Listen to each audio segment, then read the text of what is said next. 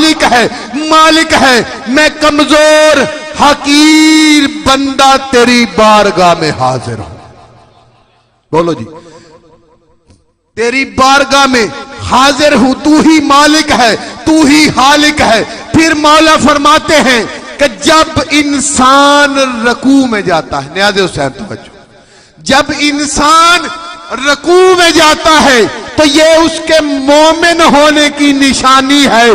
जो अकड़ा रहता है वो किसी का नहीं रहता, यानी जो झुक जाता है ये उसके मोमिन होने की निशानी है। और उसके बाद जब इंसान पहला सजदा करके अस्तगफिरुल्लाह रब्बी व अतूबु इलैह पढ़ता है, नियाज़ हुसैन बुजुर्गो तवज्जो जरा मेरी तरफ, वो मौला फरमाते हैं कि इंसान इसी मिट्टी से पैदा हुआ है और इस्तग़फ़ार एक सजदे और दूसरे सजदे में कलील सा वक्त होता है जिसमें बंदा अस्तगफिरुल्लाह रब्बी व अतूबु इलैह पढ़ता है। तो आओ ए जमाने वालों, मौला ये बताना चाहते हैं कि ए दुनिया वालों पूछो तो सही हजरत नूह अलैहिस्सलाम से, जिन्होंने दुनिया में सबसे ज्यादा जिंदगी गुजारी, पूछो तो सही हजरत नूह की जिंदगी कैसी थी। हजरत नूह अलैहिस्सलाम 2500, 2800, 3000 तक रिवायात में मिलता है कि उन्होंने जिंदगी गुजारी है। और आओ ए दुनिया वालों, जब हजरत नूह अलैहिस्सलाम और हजरत नूह अलैहिस्सलाम को आदम सानी भी कहा जाता है, और आदम सानी इसलिए मलक साहब कि हजरत नूह अलैहिस्सलाम की जो कश्ती में सवार हुआ वही बचा। जो कश्ती में सवार हुआ, जो कश्ती में सवार नहीं हुआ, वो चाहे बीवी हो चाहे बेटा हो, वो गर्क हो गया। जैसे ही तूफान नूह में हजरत नूह अलैहिस्सलाम की कश्ती पानी में बुलंद होती रही, वही बेटा और वही बीवी जो कहते थे हम पहाड़ पे चढ़ जाएंगे, हमें ये पानी कुछ नहीं कह सकता, जब वही बेटा पहाड़ की बुलंदी पे चला गया, हजरत नूह अलैहिस्सलाम की कश्ती करीब गई, तो हजरत नूह अलैहिस्सलाम के बेटे ने कहा कि ए बाबा मुझे बचा लो। यहां पे एक सबक है बहुत बड़ा। कहा है बाबा मुझे बचा लो। जैसे ही उसने ये कहा, उस पानी को जोश आया और उसको भी बहा के ले गया।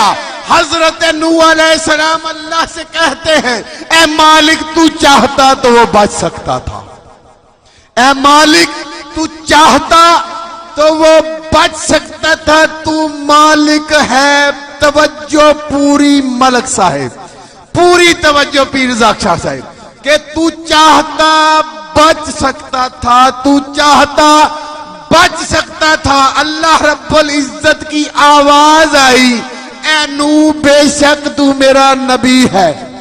बोलो जी, तू मेरा नबी है। मैं चाहता वो बच सकता था, लेकिन ए नूह याद रखना, जो भी मेरे हुए बनाए को ना माने मैं उसे हलाक कर देता हूं। यार अगर वो ये कहता कि ए अल्लाह के नबी मुझे बचा लो, तो मैं उसे बचा सकता था। उसने मेरे बनाए हुए का इनकार किया। मैंने बेशक वो तेरा बेटा था, मैंने गर्क कर दिया। तो आओ दुनिया वालों, समझने का मकाम है। ऐ साहिब अकल, ऐ साहिब शऊर, समझने का मकाम है कि जो उसके बनाए हुए को नहीं मानता, फिर वो भी किसी के बनाए हुओं को नहीं मानता। सलवात पढ़िए बाबा।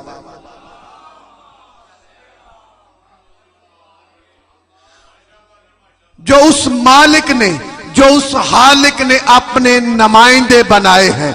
मेरे अजीजों, अल्लाह कितना करीम है, अल्लाह कितना रहीम है। न्याज़ हुसैन तवज्जो मेरी तरफ, मौला आपको सलामत रखे। अल्लाह ना किसी ने देखा ना कोई देखेगा, और जो नजर आए वो अल्लाह हो ही नहीं सकता। अल्लाह की कुदरत हमेशा नजर आती है, इसीलिए तो अल्लाह ने कहा कि मेरी जमीन में घूमो और मेरी कुदरत देखो। ऐसा ही है ना कि मेरी जमीन पे घूमो और मेरी कुदरत देखो।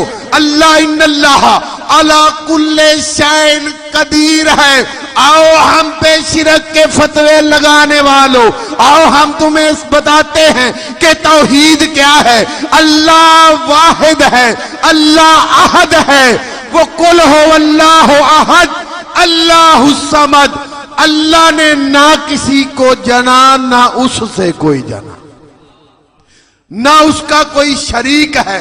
तो आ मेरे अजीजों, यही बात है कि अल्लाह रब्बुल इज्जत के बनाए हुए नुमाइंदों को मानना। नुमाइंदे किस लिए हैं? अल्लाह करीम कितना है, नबी ने करम करके बताया। मौला आपको सलामत रखे। अल्लाह आदिल कैसा है, नबी ने अदल करके बताया।